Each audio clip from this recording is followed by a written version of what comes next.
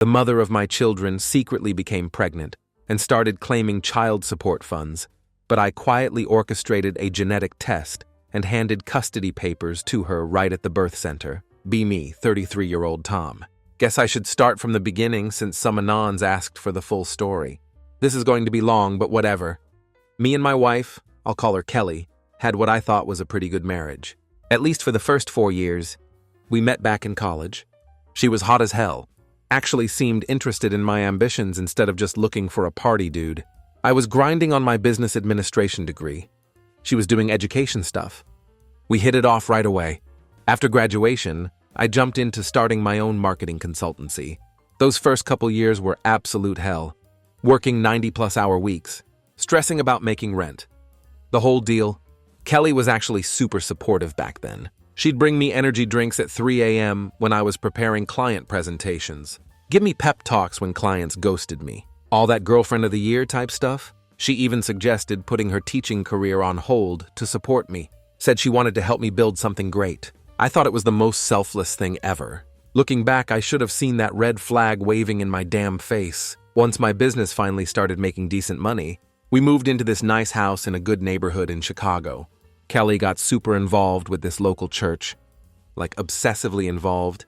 Started running women's groups, organizing charity events, constantly posting Bible quotes on her Instagram, always preaching about family values and marriage sanctity. But around year 4, things started feeling off. It started small, little things. She stopped asking me about my day. Conversations that used to flow effortlessly started feeling scripted, like she was just checking off boxes instead of actually listening. I'd ask simple things. How was Bible study?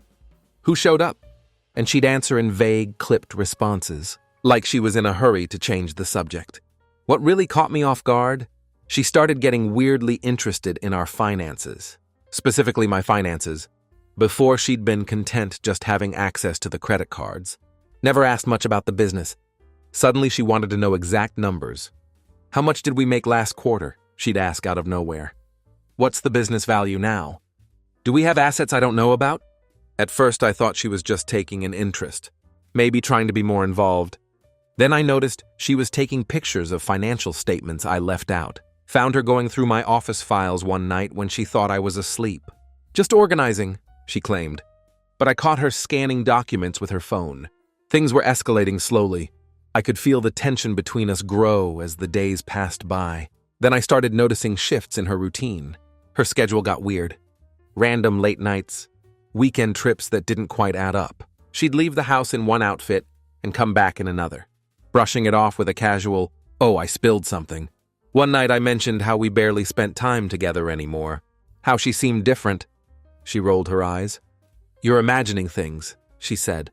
Tone flat, but she wouldn't look at me when she said it. Then she suddenly got super protective of her phone.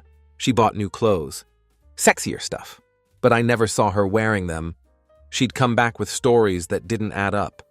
Like mentioning restaurants and towns they supposedly never visited. Or having receipts for only one hotel room when she claimed 4 women went. I didn't want to believe it. Thought maybe I was just being paranoid from working too much. Then one night she came home late. Her hair slightly messy. Her makeup more smudged than usual. There was this faint, unfamiliar scent clinging to her. Something sharp like a cologne I didn't own. I asked casually at first. Long night? She barely looked at me as she kicked off her heels. Yeah, Bible study ran late, then we grabbed dinner. You know how it is. Except I didn't know how it was. Because Bible study used to end at 8, and now she was strolling in past midnight like it was normal. Smells like someone spilled cologne on you, I said, watching her reaction. That's when her posture changed. Not guilty, defensive. She scoffed, crossing her arms. You're seriously paying attention now? Maybe if you weren't always at the office, you'd actually know what's going on in my life. That wasn't an answer. It was a deflection, and it landed exactly how she wanted it to, twisting the blame onto me. I could have pushed, but I didn't. Because I already knew how this played out. If I accused her, she'd cry, turn it into me being paranoid. Me being neglectful? I wasn't about to let her spin the narrative like that. So I got smart about it. Started checking credit card statements, looking at her location history when she'd leave her iPad unlocked. Pro tip, women never log out of their accounts. And sure enough, every Tuesday and Thursday afternoon, she was at this address across town for exactly 2 to 3 hours. Some apartment complex. One Thursday, I decided to leave work early, parked across from the complex and waited. Sure enough, at 2 p.m., Sharp Kelly pulls in. 10 minutes later, this dude parks next to her. Tall guy. Gym bro type. With one of those tribal tattoos on his arm. Such a cliche. I took pictures of them walking in together, all touchy-feely, sitting in my car fuming. I watched my wife, a woman I had built my entire world around, walk into another man's apartment. With that same flirty energy she used to have with me, my mind was screaming at me to storm up there and break the door down, but I forced myself to stay put.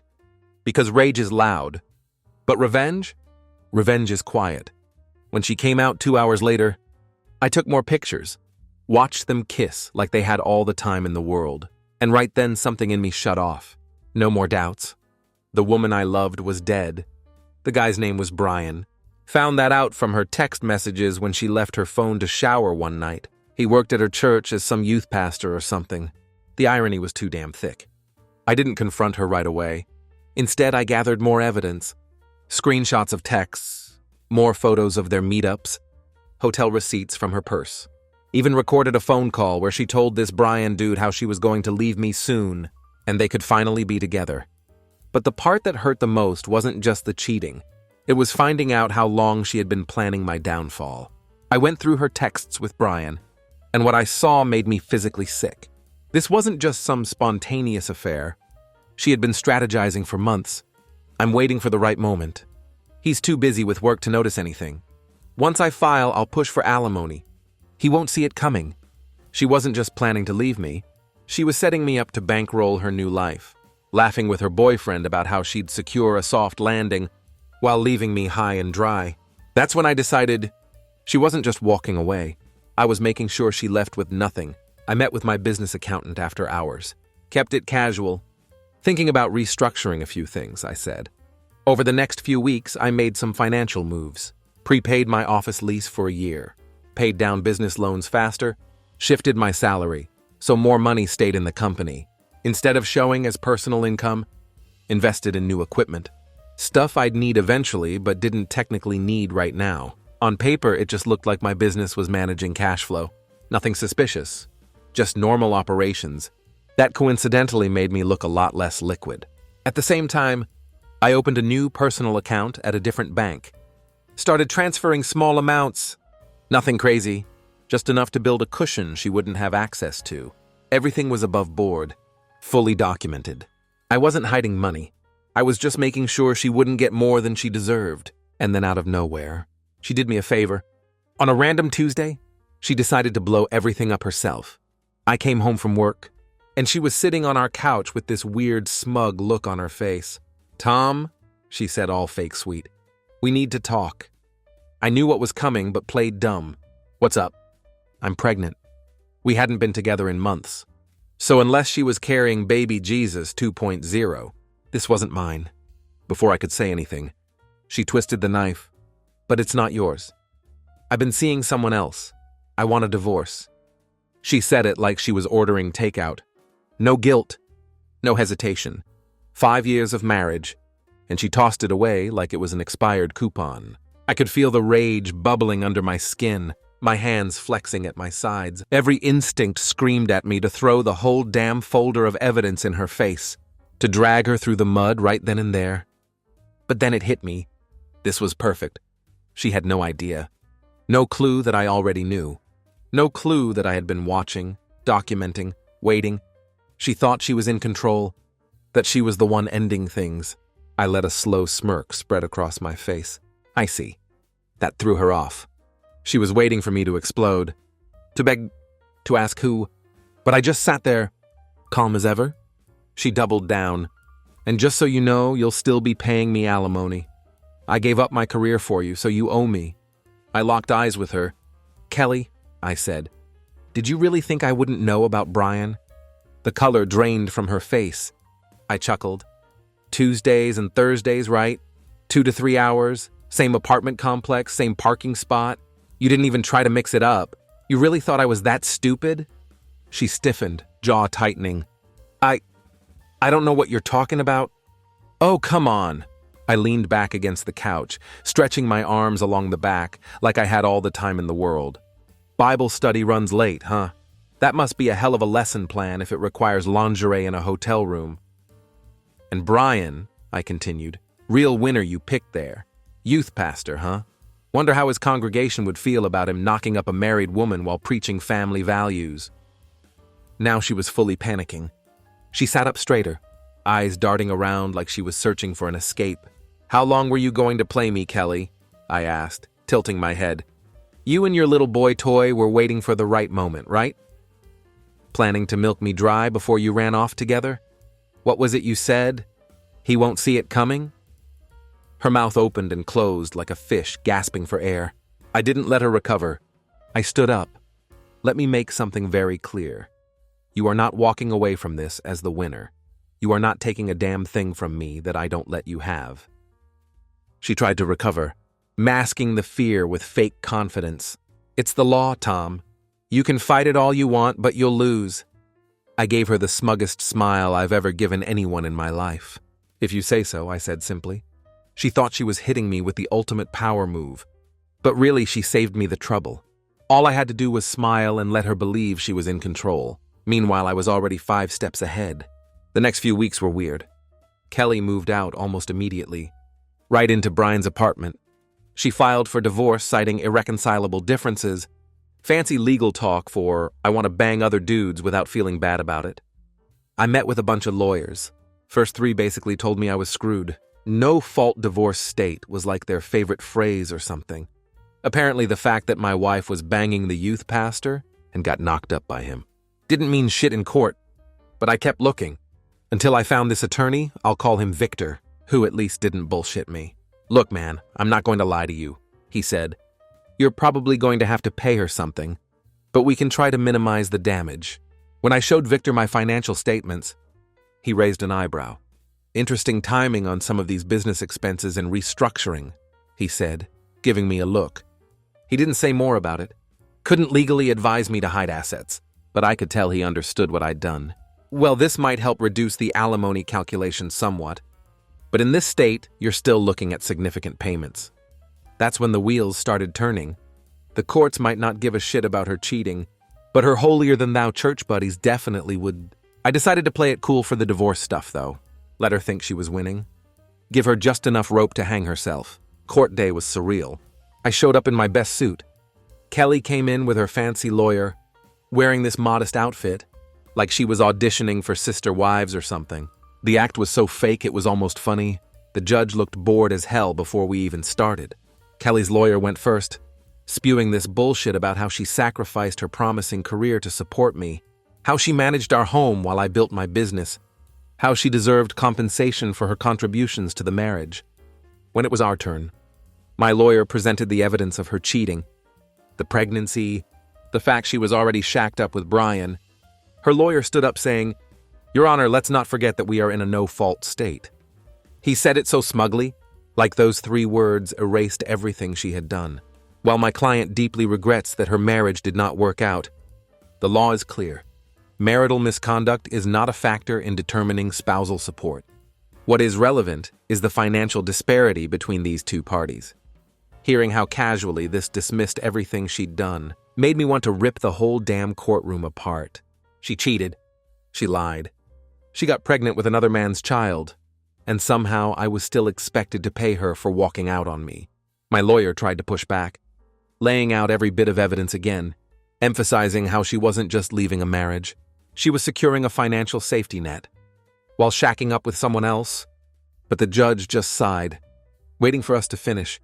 When it came time for the ruling, he cleared his throat and dropped the hammer.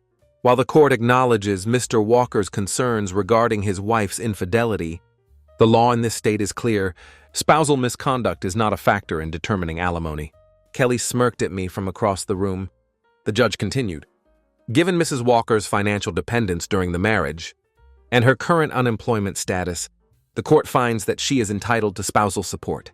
Mr. Walker will pay $4,200 monthly for a period of 4 years, or until Mrs. Walker remarries.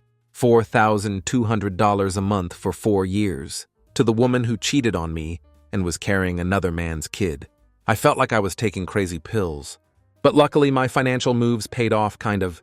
Instead of getting stuck with a $6,000 monthly payment, the judge knocked it down to $4,200.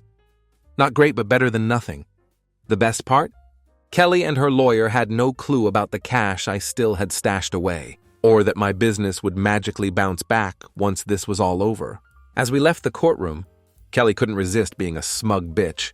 "Told you," she whispered as we passed. "Should have just agreed to my terms from the beginning." Then she had the balls to call Brian right in front of me. "Baby, it's done! We won!" She giggled like some teenager. "He has to pay. I told you the judge wouldn't care about the other stuff." I said nothing, just watched her walk away, thinking she'd gotten away with the perfect scam, but the game was just getting started. I paid the first alimony check right on time. Didn't complain. Didn't make a fuss. Even sent a polite email. "Payment sent. Please confirm receipt." Kelly seemed surprised I wasn't being a dick about it. Probably expected me to be bitter. To fight. To give her more ammo. Instead, I was playing the perfect ex-husband. Courteous. Prompt with payments. Distant but not hostile. She had no idea what was coming. See, Kelly wasn't just a member of Harvest Community Church. She was their poster child. Led the women's ministry, organized their marriage retreats, stood on stage during services, talking about God's plan for holy matrimony. Her dad was a deacon. Her mom ran the Sunday school. The whole family had this perfect Christian image going on, and I knew they'd throw her under the bus. The second they found out who she really was, I'd been collecting everything. The DNA test results, the time-stamped photos of her and Brian, screenshots of their explicit texts, hotel receipts, even a recording of her mocking her church friends for being uptight prudes. That one was particularly juicy. I put it all in a nice professional folder, added a cover letter that was super polite and formal, to the elders of Harvest Community Church. "I regret bringing this to your attention, but as a fellow believer, I feel it's my duty. My former wife, Kelly Walker, who leads several ministries in your congregation, has been engaged in behavior that contradicts your church's values. I've included documentation of her affair that began during our marriage, resulting in a pregnancy that is not mine, confirmed by DNA testing. Kelly is now living with this man while collecting substantial alimony from me. I share this not out of spite, but out of concern for the integrity of your ministry. Respectfully, Thomas Walker." I dropped the package off early Sunday morning, when no one was around. Then I went home and waited for the storm to hit. The Sunday after I dropped off my little care package at the church, I woke up to my phone blowing up. Text messages from mutual church friends.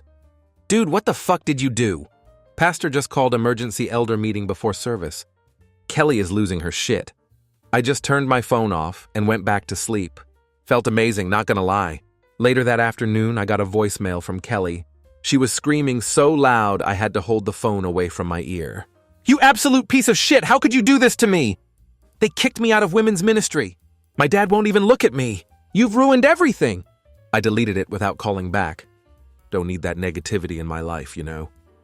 More messages followed throughout the week, each one more desperate than the last. Her church friends ghosted her. Her parents were taking time to pray about the situation. Church speak for "we're disappointed in you." The Christian school where she volunteered asked her not to come back. Even Brian was getting cold feet.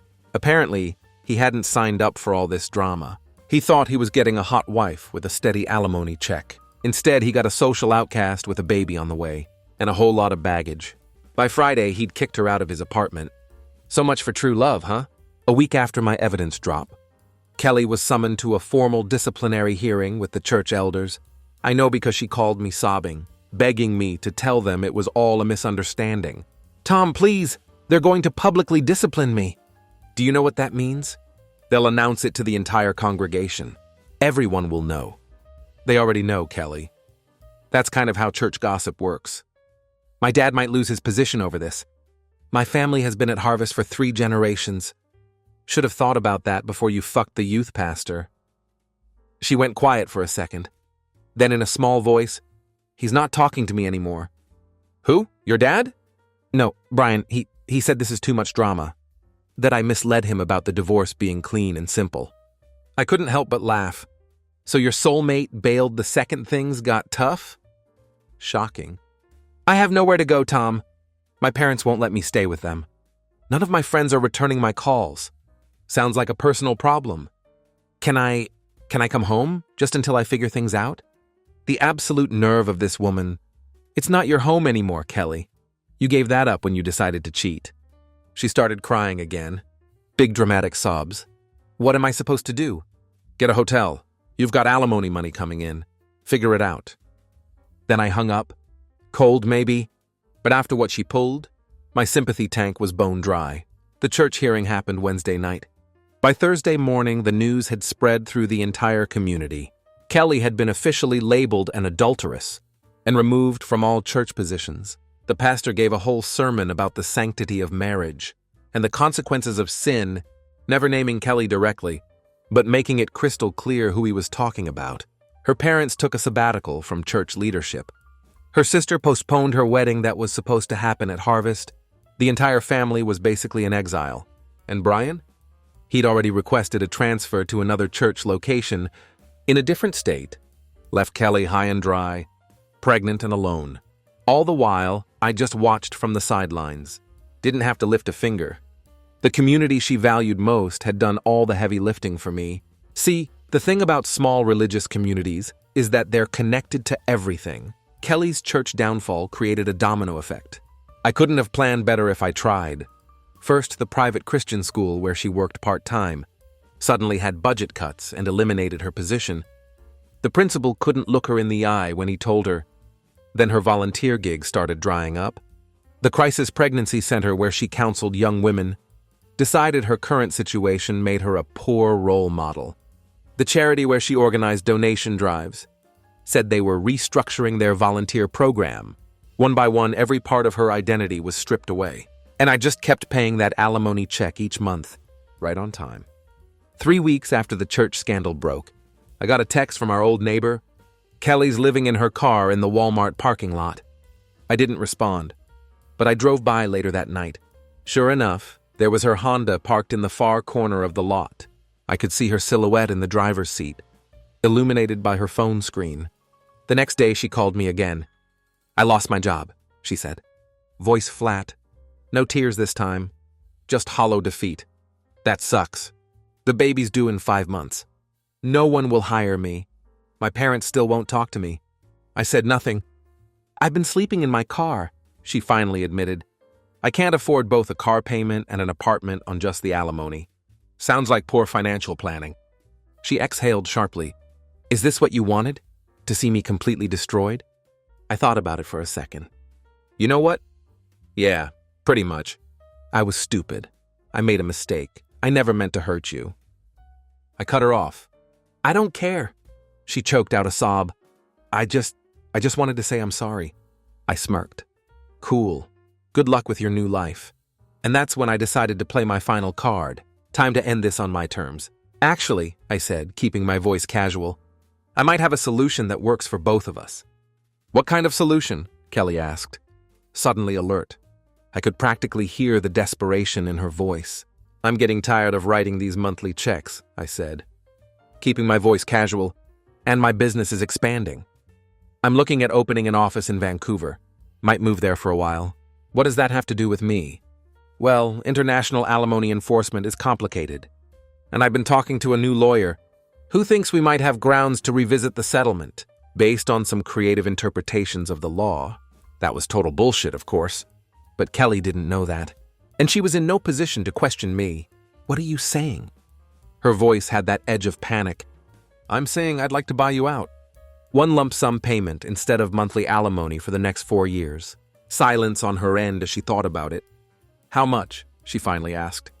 $85,000 cash. Tax-free.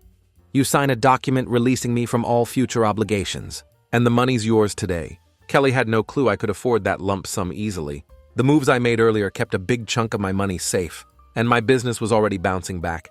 She and her lawyer never found half of what I had. To her, $85,000 seemed like a lifeline, but it was less than half of what I'd owe her over the full alimony term. A massive discount.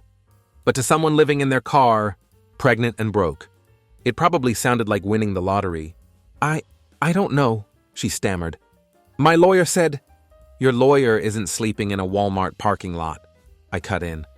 And this offer expires in 24 hours.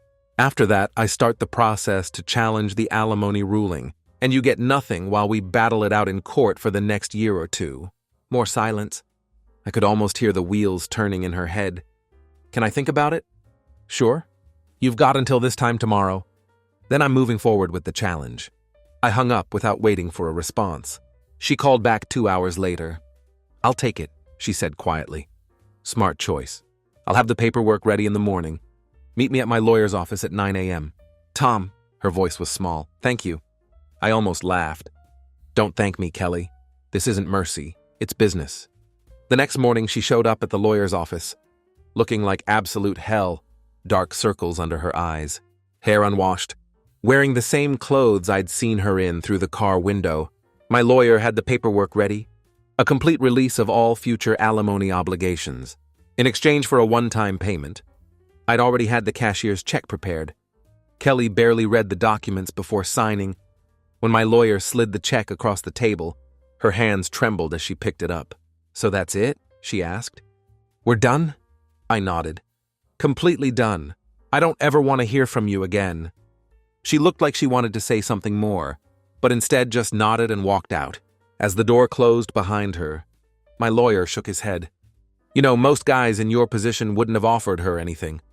I told him it was worth 85 grand to be free of her forever, and I meant it. The monthly payments weren't hurting me financially, but they were a constant reminder of how she'd played me. Now I was completely cut loose, free to move on without her shadow hanging over me. Besides, I knew Kelly. She'd burn through that money in 6 months tops, and then she'd have nothing. No alimony, no job prospects, no backup plan. Meanwhile, I'd be building my empire, living my best life, and never looking back. I ran into her about 6 months later at a gas station. Didn't plan it. Just one of those random things. She looked rough. Still pregnant, or maybe pregnant again. I didn't ask and didn't care. Driving some beat-up old Civic. Instead of the nice car she had during our marriage, she saw me filling up my new BMW and kind of froze like a deer in headlights. I nodded at her just to be civil, you know?